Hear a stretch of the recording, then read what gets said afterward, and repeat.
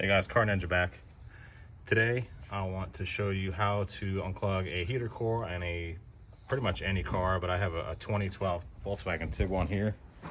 And the issue was on this car that the heat would work on one side but not on the other. So the issue is the heater core is plugged, and I've already kind of semi-successfully unclogged this. And here are the parts that I'm using to hook it up to the heater core. This is from the irrigation department at just the hardware store. And I've got an elbow here with a barb fitting, that way you can hook it into your heater core hoses. This happens to be right about 1 inch, and everything hooked in just fine using that size.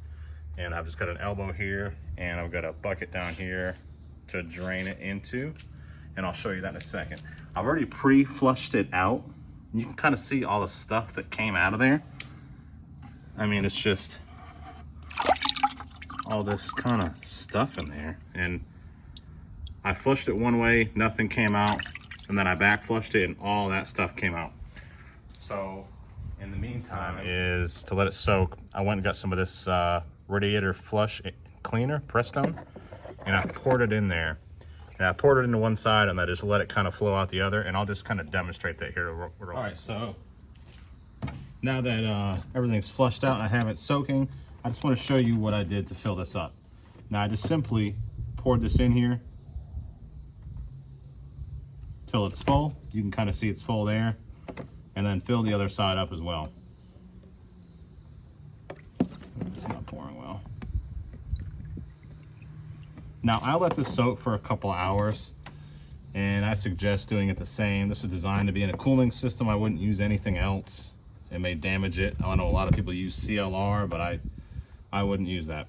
So now that that's soaked for a little while, you can hook your, I just use a garden hose to hook it in there. They make actual guns that will blast like pressurized water and air into the system. I don't really like that idea, so I got lucky. This just happened to be the exact size to fit a garden hose. I mean, like perfectly, just like that. And then I just put the stock hose clamp back on. And if you're curious which lines go to the heater core, it's going to be the two coolant lines that go to the dash, like the firewall area, and that should be it. Now that I just hooked that up, I didn't even need to hook the hose clamp up. So now that you have your garden hose hooked in, the return hose, you want to go into a bucket and you want to dispose of that properly. You don't just want to dump that out. And any other lines that may leak. Now I just kind of crimp that off with a pair of vice grips and a needle nose. So just put the return hose in the bucket here, like that. Garden hose is already going in, so I'm gonna go turn it on real quick.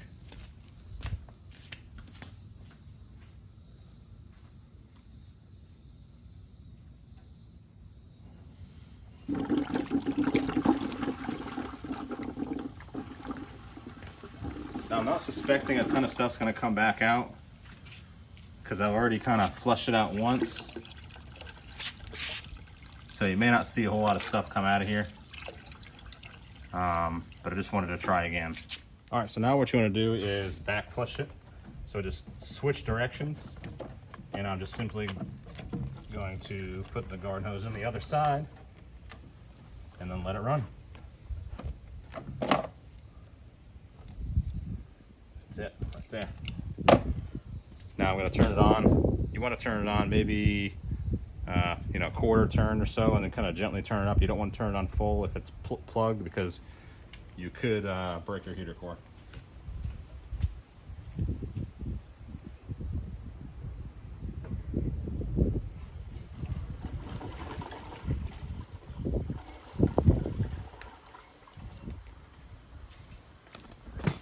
All right, that's it. Flushing the other side out, or the other way, and that should get it. We'll know once we run it and hook everything back up again. All right, and that's it. That's everything that came out of there. That should be enough to plug it up. So I'm gonna put everything back together and check it out. And I just want to maybe show a little better what I was using. This is just irrigation fittings from Home Depot. And just get whatever size you need to adapt it down to fit. You can get something that will adapt to a hose here. But it just happened to have the right size, 1 inch to fit a garden hose. And I just put the clamp on and it worked perfect. So now what you want to do is just top your cooling system back up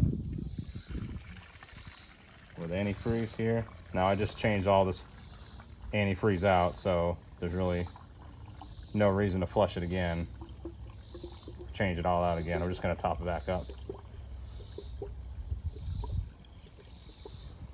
Now I'm overfilling it because I know it will kind of settle back down.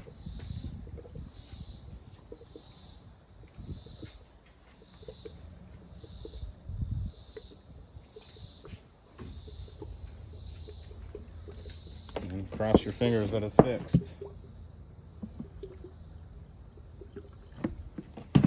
Always want to use distilled water as well when you top it back up. Now I just want to say, most cars you'll need to bleed the cooling system. On a Volkswagen, it's fairly simple. Just run it with the cap open for a little while, wait till it drops down, top it up again, drops down, top it up again, etc. You get the idea. You want to make sure you have heat, because if you don't have heat, there's an air bubble in the system. You want to shut it off right away. If your temperature gauge has moved up and you don't have heat, then there's an air pocket somewhere and you could overheat your engine. All right, so now I'm gonna run it and I'll come back to the video once it's up to temperature and hopefully it's fixed.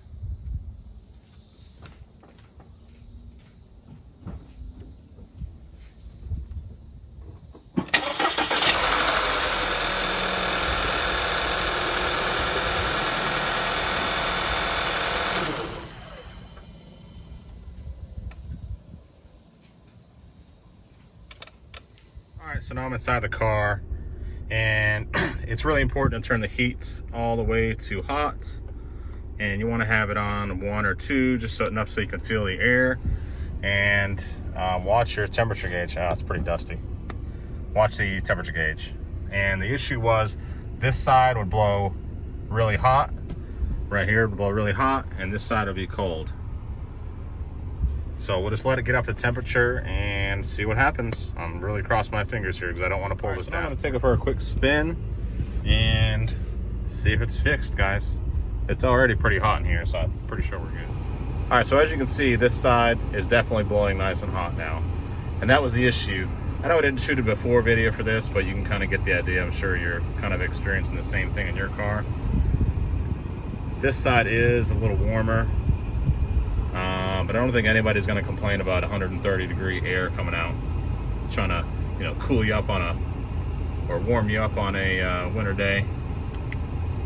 And that side over there, 125, so that's plenty good.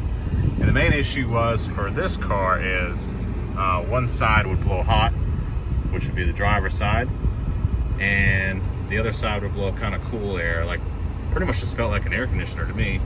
And the main issue was when it had the defrost on, it wouldn't defrost that side of the windshield. So I'd call this fixed and shouldn't have any issues out of it. Now, if it didn't work good the first time, you can just definitely do it again, but I think this is definitely fixed. Switch it back here. Oh yeah, it's nice and hot. It's good now. All right, now if you guys enjoyed that video, please like and subscribe. It really tells me if you guys like my videos, and I'll continue to do them. Now I have purchased that as a project vehicle. It's up and running just fine. Everything works great on it. And I've also purchased this wave runner here. So if you'd like that video, please like and subscribe. Put a comment down below what you'd like to see. All the time buying things and fixing them up and selling them. I don't really like to sell, the toys, the jet skis, and the boats. But I do sell the cars. So just let me know if you like these videos, and I'll keep making them.